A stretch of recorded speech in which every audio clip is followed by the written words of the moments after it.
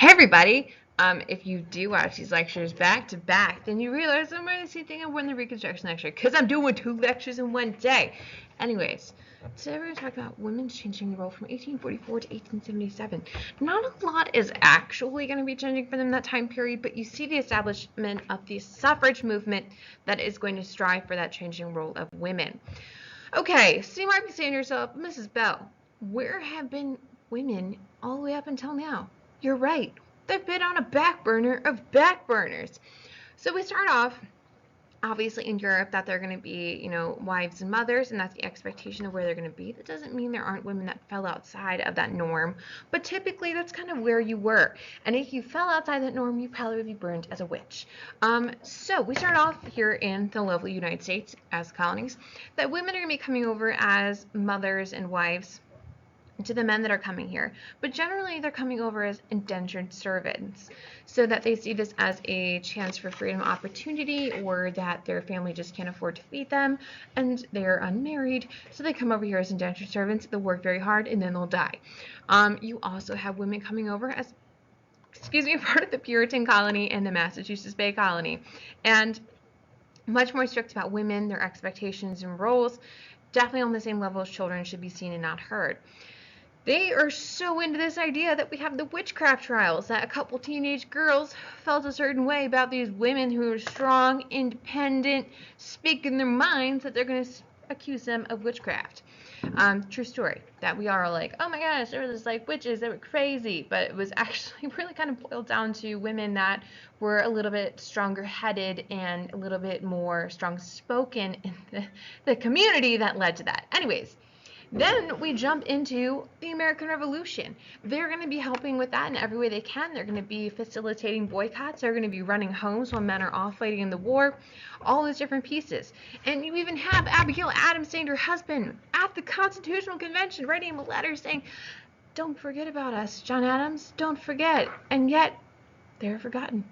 And that brings us then to Republican motherhood.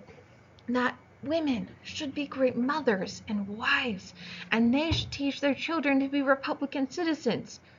Yet they can't vote. Confusing. And then we have this whole list of laws throughout time about women and their conduct in marriage. This is where you get the idea of rule of thumb, that you can beat your wife with something as long as it's no bigger, thicker than your thumb. You're going to have very strict rules about divorce and, oh my gosh, adultery and harassment and all those different pieces and rape and everything. That is pretty much that, like, the woman's always wrong. And if she's not wrong, it's because the man is just a little less right than he should be. That's pretty much how it went in the eyes of the law. You're going to have women that are enslaved during this time period as well, and that's going to be a double role, that not only are they a woman and there's that, but they're also African American, and during this time frame that usually means they're enslaved, so they're going to be living in 2 different worlds at the same time. They're going to be historians who qualify that as double slavery, because of the 2 pieces that come along with that. In Southern society, you're going to see that women very much are to be kind of held in the household, be taking care of things with that, making those ties within society, but really are not to be working. Northern society are going to have a little bit more leeway with that, because you're going to have women that are going to be coming over as immigrants, or in lower ranks of society that really cannot afford to not have a job. So you're going to see women working in factories, like the Lowell system, that are going to be helping with their home. Women are going to be seen as a helpmate to their husbands, and if you don't ever get married, you don't have a husband, then there's something wrong with you, and you should have another man in your family taking care of you. Women cannot inherit property. Women cannot hold on to homes that things cannot be in their name, because we are not people in the eyes of the law. Okay, sorry, let's get so fired up. We're also going to have the Great Awakening. In the Great Awakening, you're going to see that women are going to be taking on roles in order to help reform society. They're going to be encouraging movements to change that democratic process to be more fitting to all. and that they are going to be making sure that democratic society is really meeting the needs of every person. And you're going to see that now they're taking on roles for public service outside of their house and being allowed to do that, so that's exciting.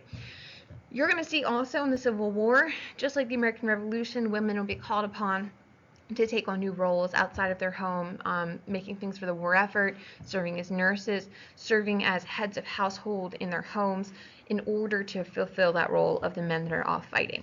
So you see women throughout history are going to be trying to challenge the norm of society of where they fit, and it's really not going to be getting a whole ton of places, but you're going to see a couple women during this time frame, 1844 to 1877, like, listen up, women's suffrage, we will not be quieted, even though we won't get the right to vote until 1918.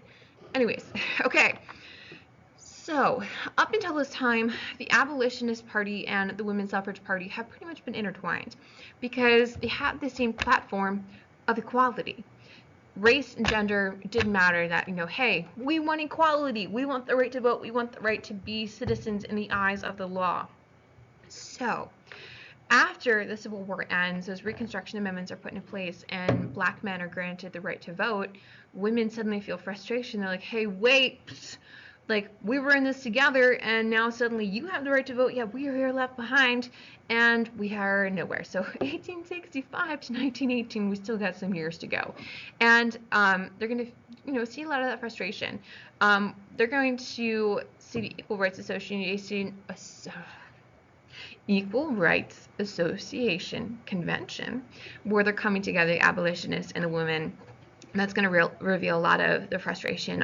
Elizabeth Cady Stanton is going to be a huge figure within that. Okay, so that's questions 1 and 2.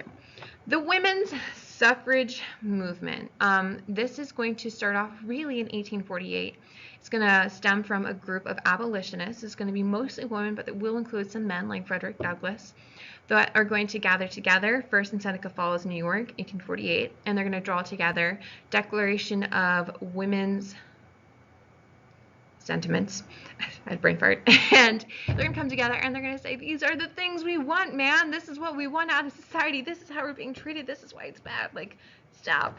And then that's going to be the foundation for the women's suffrage movement of wanting the right to vote, wanting equality.